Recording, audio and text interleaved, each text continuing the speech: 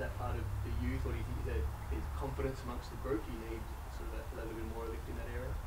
Yeah, well, it's a combination of things. I think it's just having that confidence in yourself to take the game on and go if you get the ball in the back line and go for that run to get it to the outnumber on the open side. It's just being able to because we obviously always do it at training and we have all the principles in place to use it and do those things. We just need to obviously not go into your shell when we're interstate and use those methods that we always train and work really hard on during the pre-season to implement. So we've got all the practices in place to do that. We just need to start doing it interstate especially.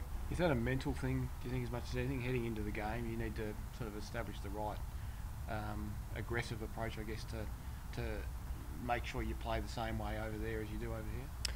It is a bit of a mental thing. I think, and again, it comes down to the player and the person with the ball. You have control of the game, so when you have it, you're the one who makes the decision and can dictate where the ball's going to go. So I think it's about having that confidence in yourself to hit those targets and take the game on. So it is a bit of a mental thing, but I think as professional athletes, you should be able to implement it at home or away, wherever you're playing.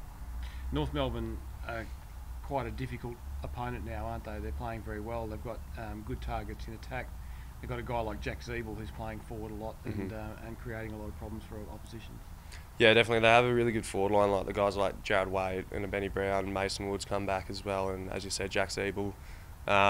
It's a really potent forward line and they've been playing really good footy. I think they're 7th on the ladder now with a 5-4 win-loss ratio and we're only one game behind them at the moment as well. So there's a lot of talk about them and they're doing really well at the moment, but I think we have guys like Michael Johnson, Alex Pearce, Joel Hamling, these sorts of guys that will be able to combat them and if we nullify them and restrict their effectiveness, then that should take us to the victory, hopefully. You mentioned Joel Hamling. Are you confident that he gets over his concussion and is right to play? Yeah, hopefully. I think obviously with concussions it comes down to the medical team and how they assess him. He'll do his concussion test and see how he goes, but hopefully we're very confident that he'll get up this week. How's he been? He was over near the door giving you some cheek on the way out. How's he been? Yeah, he's normal self, mate. Is there a key back at field that you could see stepping in if Joel is unavailable?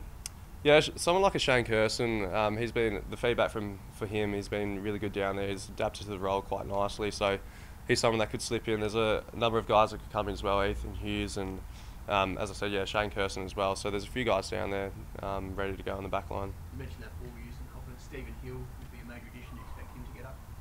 Yeah, again, it'll come down to the medical staff, but he's coming along really nicely as well. So someone like him to come into the team would be really nice with his run and carry and his confidence with the ball. How much does your role change, you think, if he does play? A little bit. So you have guys like Nathan Wilson and Stephen Hill didn't play against St Kilda, so myself and Lukey Ryan had that higher role. So then if they come back, they obviously go a bit higher with their run, so I'll come back and play a little bit deeper, but that's pretty much the only change that would happen to the structure. There was talk about Mitch Croden getting a rest and perhaps Stephen Gyro at debut. What have you seen from him at the Waffle and how's he settled into the club? Yeah, he came in and made a pretty good stamp on the team with his run. I think he did really well in the time trial that we had, so he's a really fit young guy.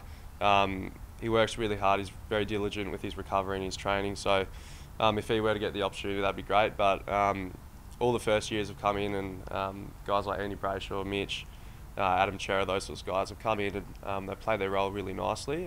So for them it's just about being able to do that for the full year. It's a long year, we're already into round 10, so it's just about staying fresh and staying motivated to keep improving and doing well. You got a lot of the ball in the Waffle and showed a lot of pace. Is he going to play more forward, do you think, if he did step up to AFL level? Not too sure, but he's the type of guy, he plays a little bit of inside, he plays a bit of forward as well, so he's quite versatile with how he goes about it.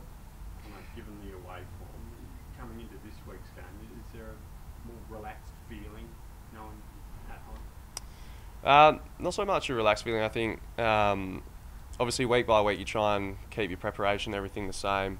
The only difference is that you hop on a flight and go over east. But as I said, our preparation week in week out stays relatively the same. We train twice a week and we have the same amount of meetings and your personal meetings with your DOC coach as well. So nothing really changes. I think we're just going to go out there and obviously, as I said before, just working our ball movement and have a lot more confidence with the ball and have have the ability to use a lot better than what we used and have that connection with the forward. So I think that's just going to be the main focus for us this week.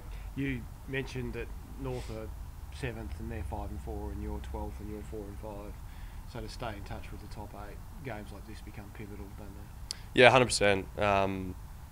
Yeah, pretty much at the halfway mark of the year now. So it's definitely important to obviously keep the wins coming. So it's no more important than this week against North Melbourne. I think 2:40 on Sunday. So it's going to be a big clash for us. And as I said before, they're quite potent with their forward line. So it's going to be a hard task, but I think we're up for it.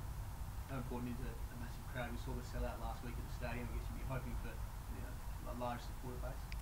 Yeah, definitely. The home fans have been really good for us this year so far. I think everyone's come out and supported us. So once again, it'll be nice for everyone to come out. Hopefully, get around that 40,000 mark. That'd be nice. So yeah, really exciting. Ross said last night you had a similar injury to Pipe, just with the knee. Can you tell us a little bit? Have you had any troubles with it? Did it bother you at all throughout the season? Yeah, it's a bit of a unique one. It's around that tib-fib joint, and it hasn't really affected me during the games. I get it strapped. The physios have been on top of it. It's just a little bit of a weird one, but I've been on top of it, and there's no issues with it. I've been playing fine, and hasn't been affecting me physically or mentally, so it's all good. Is it a tendon thing, is it, Connor? Or?